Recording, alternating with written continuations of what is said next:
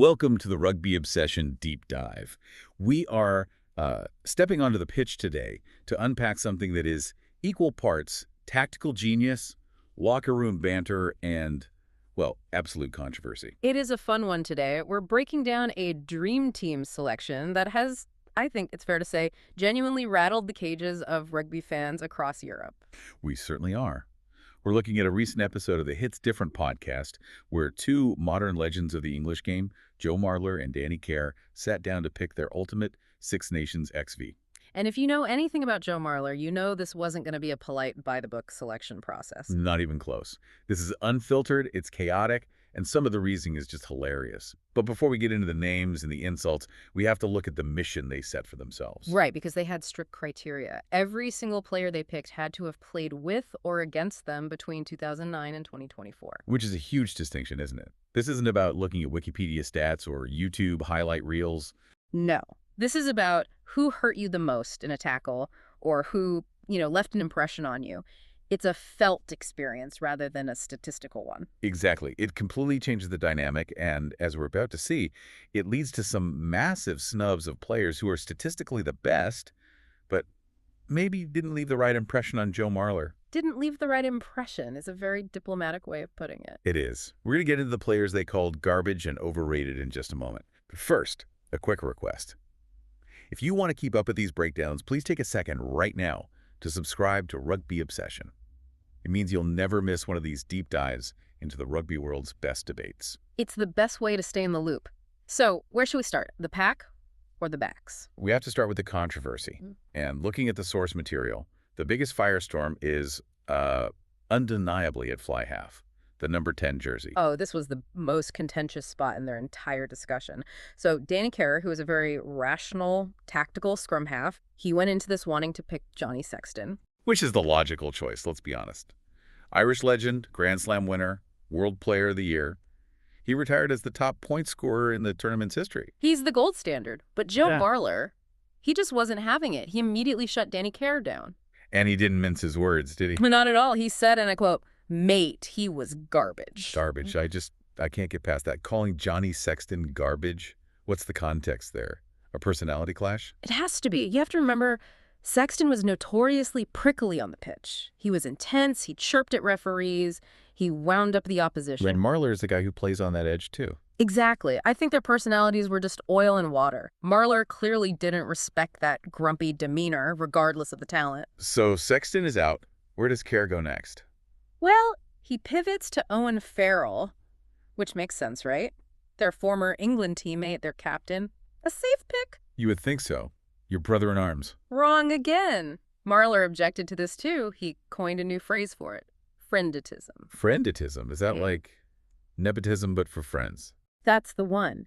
He accused Care of only picking Farrell because they're mates. But then he doubled down and claimed Farrell was one of the worst 10s I've played with. This is unbelievable. So Sexton is garbage and Farrell's one of the worst he's played with.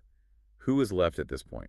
Well, despite the protest, Danny Care actually put his foot down. He had the final say, so they went with Owen Farrell. Wow. And in picking Farrell, they ignored Johnny Wilkinson and Frederick McCulloch. It's a huge call.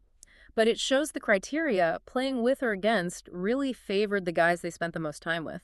Farrell defined that era of England rugby alongside them. It seems like frienditism is the secret theme here. But if number 10 was spicy, number 4, the lock position, might be even more offensive to an entire nation. Oh, this is the one. This is the omission of Alun Wyn Jones. The most capped player in the history of rugby union.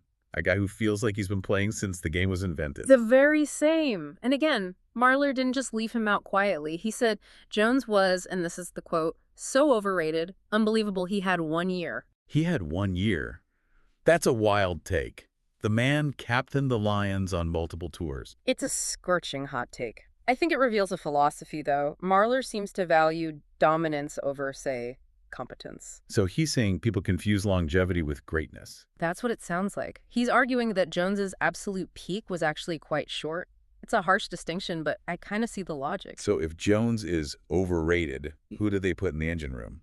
They selected the Irish legend, Paul O'Connell. Okay, well, you can't really argue with that pick. That de-escalates things a bit. No, you can't. O'Connell was a force of nature. 3 Six Nations titles, player of the championship in 2015, He had that manic intensity that Marler clearly respects. It's interesting. He prefers that explosive, scary type of leadership over the steady hand of Jones. I think that's spot on. It shows how much personal experience on the pitch really matters to these guys. Let's move to the back line, because there's some serious firepower here. Starting with scrum-half, number 9. I feel like in the modern era, there's really only one answer. And thankfully, Marler and Care agreed on this one. It's Antoine Dupont. They both just said, you can't look that far past Dupont. He's in a league of his own, isn't he? Yeah. Redefining the position. He is. But knowing Marler, he couldn't just compliment Dupont and move on. He had to insult someone else. Of course he did. Who was it this time? While praising Dupont, he took a swipe at Jamison Gibson Park of Ireland, calling him terrible. Then went after Gareth Davies from Wales, saying his only highlight was that one try in the 2015 World Cup. Brutal. He's not holding back on old rivals. Okay, the centers. Who's in the midfield? At 13, outside center, they went with Jonathan Davies from Wales. A great choice. The defensive captain of that incredible Welsh side. Exactly. He had the brain. And to partner with the brain, they went with the brawn. At 12, they picked Manu Tuilagi. Ah, the wrecking ball. An easy choice, I'd imagine. They said it was. Both played alongside him for years with England. Tuilagi just brings that pure power that changes how a defense has to operate. Okay, now the back 3. Because there's a story about the fullback selection that really stands out. It's a classic rugby anecdote. At 15, Danny Care wanted a rock at the back, so they picked Rob Kearney of Ireland. Solid, unshakable choice. But the other option was Thomas Ramos, the Frenchman. Why didn't he make it? Well, his name prompted a memory. Yeah. Joe Marler, famously. Oh, well, he slapped Thomas Ramos around the head during a Champions Cup match. He slapped him. An open hand slap. He did, just a casual slap.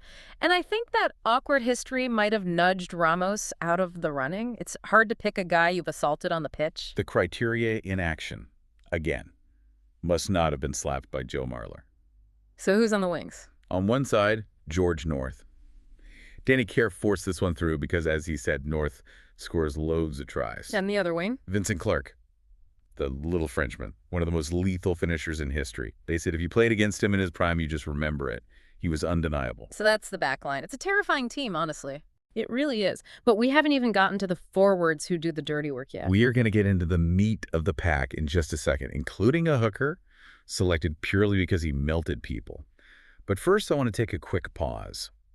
If you are enjoying this breakdown of legends and locker room banter, please make sure you are subscribed to Rugby Obsession. It really helps us keep bringing you these deep dives. It does. Now, let's get into the engine room, the forward pack. The front row, the dark arts. Who's anchoring the scrum? Well, at Loosehead, Joe Marler joked about picking himself first, which is very on brand. Standard prop behavior. But he eventually picked Malco Vunipola, his old England teammate. He called Malco one of the best players I've ever played with. And the tight head, the cornerstone. Adam Jones, the Welsh icon. And this is interesting because Adam Jones actually coached Marler and Care at Harlequins, so there's a mentorship connection. He was crucial for Wales. 3 Grand Slams. A true great. Absolutely. So you've got Malco and Adam Jones. But tell me about the hooker. Someone was melting people. Yes. They selected Richard Hibberd of Wales. He beat out Jamie George and Rory Best. And the reasoning? Purely physical.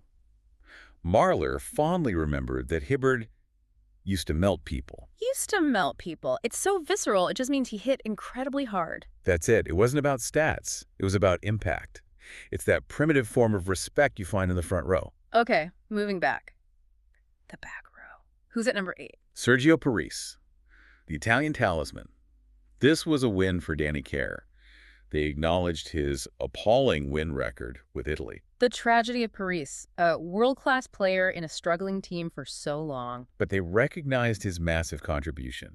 He beat out Jamie Heaslip, Billy Vunipola, and Talibé Faletau, which is a huge endorsement of his individual brilliance. And the flankers. At number 7, open side, they went with Justin Tupuric, voted him in 100%, notably over Sam Warburton. Well, Tupuric was a different breed. The quote was that he is as skillful as any back. He really was. Yes, but you need balance. So at number 6, they picked Courtney Laws. The enforcer. A simple selection, known for his terrific tackling technique. He's the guy who changes the momentum with a single hit. And finally, who partners Paul O'Connell in the second row? Maro Itoje. They called this an easy decision. Played with both of them for years. They noted his long arms and his leadership. Itoje and O'Connell together. That's a line-out nightmare for any opposition. It's a formidable team. But, listening to all this, the banter, the insults, it brings up something else. Where is Joe Marler's head at right now? Because talking about dream teams is often an exercise in nostalgia, isn't it? That's a really important observation because the context is that Marler has been reflecting a lot on life after rugby. He's retired from the international game now. Yes, and the source mentions an article where he admits he misses playing dearly. There's a layer of sentimentality under all that talk. This is a guy missing his job, you know? He's been doing some reality TV too, right? The Traders? Yes, Celebrity Traders. And this is fascinating. He admitted that his exit from that show felt similar to losing the 2019 Rugby World Cup final to the Springboks. Wow.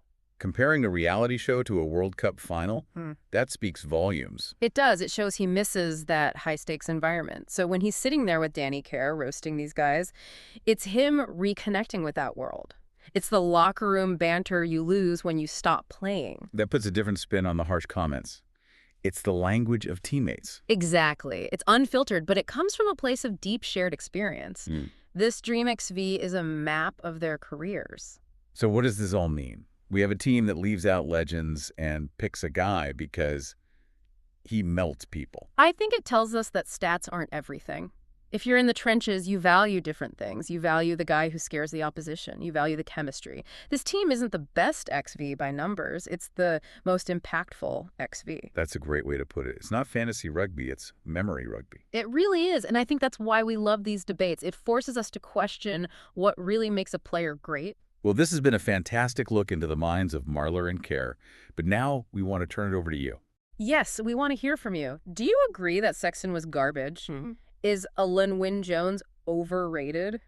Leave us a comment with your own Dream XV picks, or just let us know who you think was unfairly left out. Yeah. We read them all, and we love seeing the debate continue. Just maybe don't use language quite as colorful as Joe Marler's. Good advice.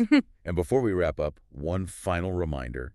If you enjoyed this deep dive, please subscribe to Rugby Obsession. It's the best way to stay up to date. We've got plenty more analysis coming your way, so hit that button. Thank you for listening to the Rugby Obsession Deep Dive, and we'll look forward to you listening to our next episode.